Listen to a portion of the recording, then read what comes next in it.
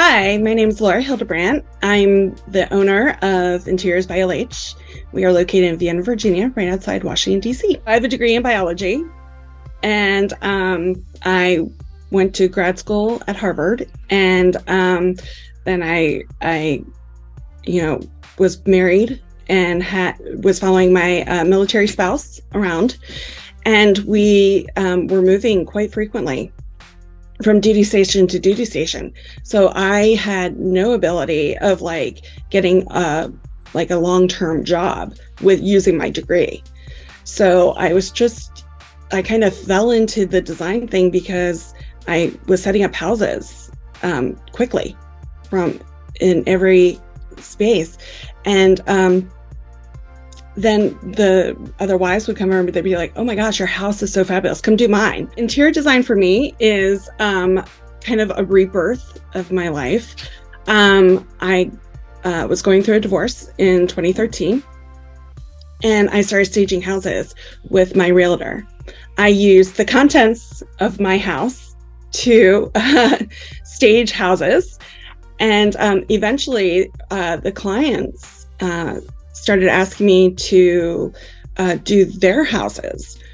So it really just became this organic, natural thing that occurred. And in 2016, I sold off my staging business and focused entirely on interior design. And since then, it has just grown tremendously. And we do all kinds of things for residential.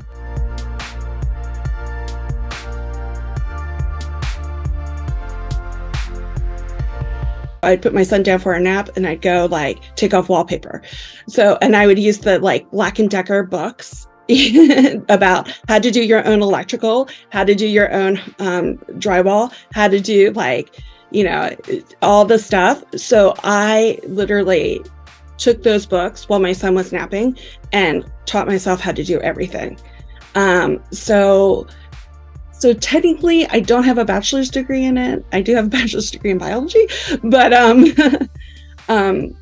I really did put the time and effort into learning how things work and what is important, and I think that's really important to have that background. My parents were very much DIY. My grandmother taught herself how to reupholster furniture. And my dad and I were always going to auctions and picking up furniture and redoing it. And my mother, we always had a stack of, design magazines on our coffee table, and we would, watch things. And anytime my dad went out of town, when he would come back, the house would be repainted, redecorated. We were always constantly doing that. So it wasn't such a foreign concept to me to get my hands dirty and to really teach myself how to do these things. I love a bold pattern. I love a lot of color.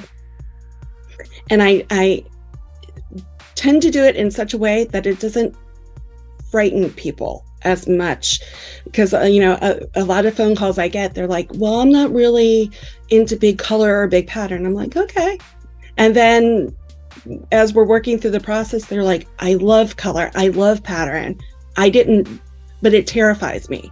Okay, well, that's my job to walk you through so you can do it in a way, so we can do it in a way that'll fulfill that happy spot for you and still be your home. I am so happy that color and pattern are back in general. I picked up House Beautiful the other day and I flipped through it and it was like, oh, finally, we're out of the white phase. It was just a joy to turn every page and see color and pattern. Now, with that being said, some of the pattern is not good pattern. It's a little 80s, a little stuck in a time warp. So you have to be careful. And I worry that, the general public will get really sick of it because it'll be the bad patterns that are kind of taking focus instead of the good stuff. The biggest challenge interior designers are facing is people understanding the value of an interior designer, that what we actually bring to the table. I think a lot of interior designers, especially ones starting in the business, sort of sell themselves short of what they should be charging. And as a industry that's dominated by women, I think that's, quite frankly, an issue with women in general. We tend to just, take what we can get and be happy with it. So I'm happy to see that, the rates are going up for interior designers across the board. I think that's so important. But I really do think that is, a huge challenge, and especially with HGTV and Joanna Gaines and all this other, all these other people on TV, they think, oh, well, if they can do it, I can do it too. So, but it takes a lot to run a business and to truly make it a business and not just a hobby. And that was, as somebody who shifted from, being a stay-at-home mom to staging houses to now a full-time interior designer, I will say I have definitely put in the work to make myself educated, to learn how the business runs, to make sure that I'm being paid what I should be paid, and to let people know, no, this is my business. This is not my hobby. This is how I feed my family. This is how I, put a roof over our head.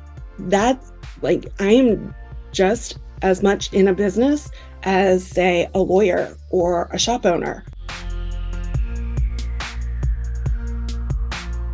My first job out of college, I would use radioactive materials to label isotopes. I worked for a biotech company, and we were making tests for medical tests. So that's what I did. And I wore the full hazmat suit. It's called a bunny suit, and with the mask and everything. And then every day after work, you had to get scanned with a Geiger counter to make sure you weren't radioactive anywhere. And I lost a few pairs of shoes working that job, but it was definitely interesting and a interesting time in my life.